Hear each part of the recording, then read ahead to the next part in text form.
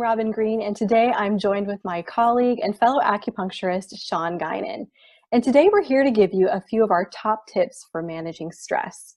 Now, Sean, I know you are really busy. You have 3 girls, you're practicing at my clinic, and you're running a yoga studio in addition to doing yoga teacher training and mentoring.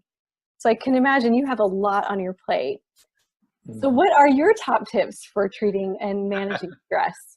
Yeah, well, thank you, Robin, first of all, for having me. And stress is the name of the game, for sure, these days in my life. But good stress and doing good things, and so that's great. You know, I think one of the biggest things for me that helps is actually my own yoga practice. Is like a physical practice where I can go and sort of work out some of my angst, maybe some of my tension that I hold in my shoulders or you know, my neck, that kind of stuff, and literally sort of get to a place where it's just about me and about me breathing, and then that form of sort of self-care ultimately, you know, where it's a space that I've created for myself. That's a biggie. That's like number one for me. Absolutely. You know, another one that's huge though is because of all the busyness, because of all the sort of chaos of managing multiple things and wearing a lot of hats, I find that I can easily shift into overwhelm unless I have a practice where I just sit down and do nothing. Right, yes. AKA meditation.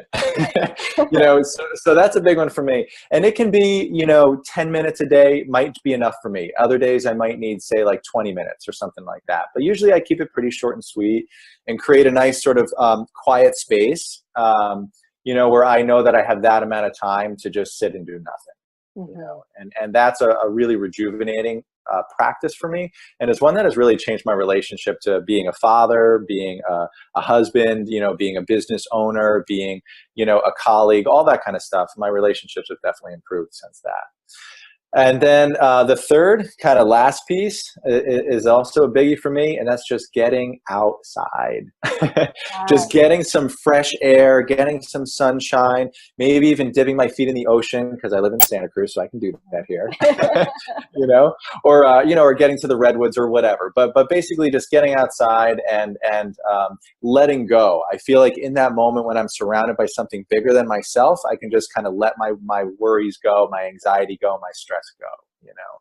So those are the three biggies that I use to kind of, you know, help manage the day-to-day.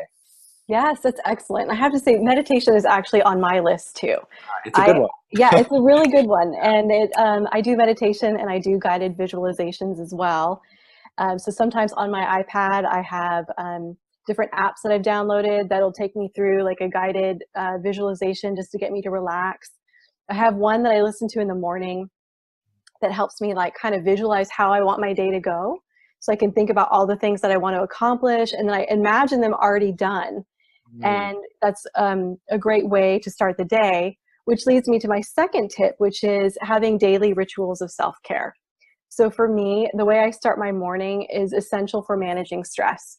And I start my morning by, I get up and I actually, that's when I do my first meditation is I'll meditate in the morning.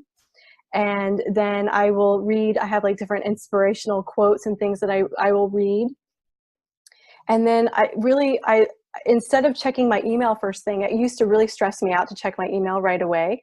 Yeah. So I finish my self-care rituals, and then I exercise. I'll usually go for a walk or I ride my bike and take my dog for a run. And I set aside different times to check email throughout the day because I find that is something that will get me really like stressed if I'm checking it every 10 minutes. So I don't check my email until like 10 o'clock in the morning until I've done all my self-care, gotten ready. And, you know, and then when I'm ready to sit down and I can handle whatever is there in my inbox, and I'm so much more calm. Yeah. And then the third thing is, you know, really letting go and eliminating those negative thought patterns and ideas of perfectionism, because I think that can add stress that's not necessary to our lives, trying to make things perfect. Or, you know, I find a lot of people are really mean to themselves, the way that they talk to themselves. It's true. Yeah, and being mean to yourself makes you feel bad. Right. You know, I think we need to be more kind and loving to ourselves and our own thoughts.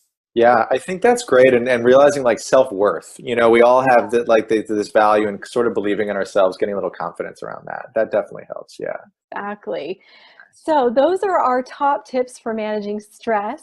And next month, Sean and I are going to get together and talk to you about our top tips for starting a meditation practice. Thanks for being here with us, and we'll see you all next month.